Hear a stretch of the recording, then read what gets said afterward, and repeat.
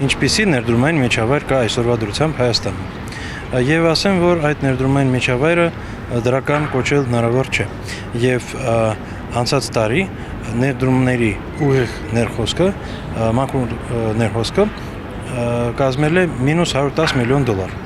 Այսինքն մենք բացասական սալդո ունենք ներդրումների։ Սա մեկ։ Երկրորդը, մենք ունենք արտահոսք ներդրումների Ռուսաստանի պարագայում, այսինքն մարդիկ արդեն հետ են կանչում իրենց ներդրումները, արդեն դա փաստ է եւ դա խորանալու է որպես միտում։ Երրորդը, պետությունը ունի օրակարգ զարգանալու, թե ինչ ոլորտներ եւ այլն, եւ այս պարագայում մարդիկ սկի չգիտեն ինչ ոլորտում կարող են ներդնել եւ ինչ եկամտաբերություն սա կարող է ունենալ։ Եվ այս ամեն ինչը գումարելով հասկանում ենք, որ ներդրումային միջավայրը Հայաստանում առանց այն էլ խոցելի է։ Հիմա այս ձերբակալությունը ցույց է տալիս մի քանի բան։ Առաջինը, որ ոչ մեկը պաշտպանված չէ, նույնիսկ Սամվել Կարապետյանի նման խոշոր գործարարը։ Բոլորը տեսել են, որ ինքը չէր խրախուսում հեղաշրջումը կամ ինչ-որ մի բան, բայց առաջին սկի հայտարարությունը հայրաքելական եկեղեցու պաշտպանության արդեն առիթ հանդիսացավ, որպեսզի իր վրա հարձակվեն։ Այսինքն իշխանությունը վախենում է գործարարներից եւ վախենում է, որ ռեսուրս ունեցող մարդիկ ինչ որ կարծիք արտահայտեն։ Այս պարագայում ռեսուրս ունեցող մարդիկ պետք է իրանք վախենան կարծիք արտահայտելուց։ Պարզ է, որ նման մարդիկ կվախենան Հայաստանում մնալ առհասարակ։ Եվ սա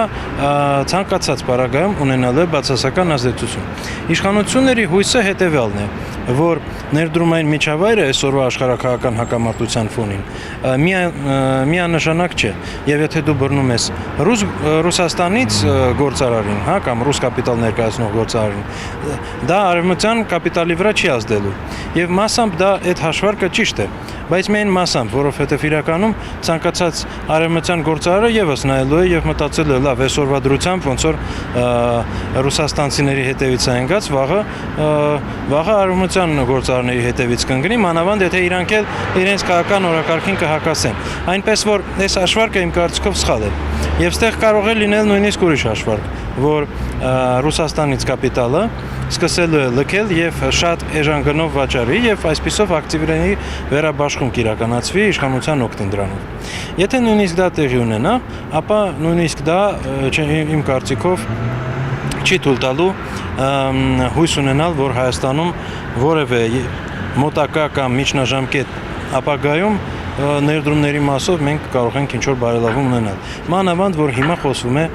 ազգայնացումից, էլեկտրացանցերից։ Ես, քանի որ էներգետիկ չեմ, ես այդ ոլորտում ներգրաված չեմ կարող բոլոր մանրամասների մասին խոսալ, բայց ամեն դեպքում հայ էլեկտրացանցերի հայտարարության մեջ նշված է, որ 600 միլիոն դոլարից ավել ներդրում է կատարվել, եւ սա նշանակում է, որ հայ էլեկտրացանցեր շատ լուրջ ներդրումներ ունեն առած հայկական էներգետիկայի մեջ։ Եվ հիմա այս ամեն ինչը անտեսելով մի օրվա մեջ քաղաքական դրդապատճառներով ձերբակալել եւ ազգայնացնել, սա արդեն դառնում է լուրջ խնդիր։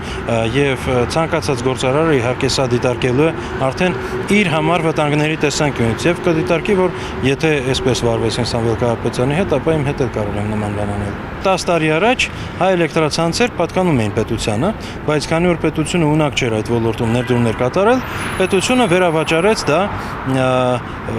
դա Սամվել Կարապետյանին, Տաշիր գրուպին եւ այն պայմանով, որ Տաշիր գրուպը ներդրումներ կանի։ Եվ մենք տեսանք, որ Տաշիր գրուպը ունակ է եղել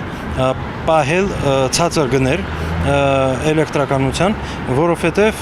արել է ներդրումներ արդյունավետության մեջ եւ արդյունավետությունը բարձրացվել է եւ ըստ այդմ արդեն նաեւ տարիֆը պահպանվել է։ Հիմա մենք տեսնում ենք, որ վտանգ կա, որ այս ներդրումները կդադարեցվեն եւ եթե կարճաժամկետ այդ վտանգը ես չեմ տեսնում, ապա միջնաժամկետ, երկարաժամկետ էներգետիկական ոլորտում եւս մենք խնդիրներ ակնհայտորեն կունենանք։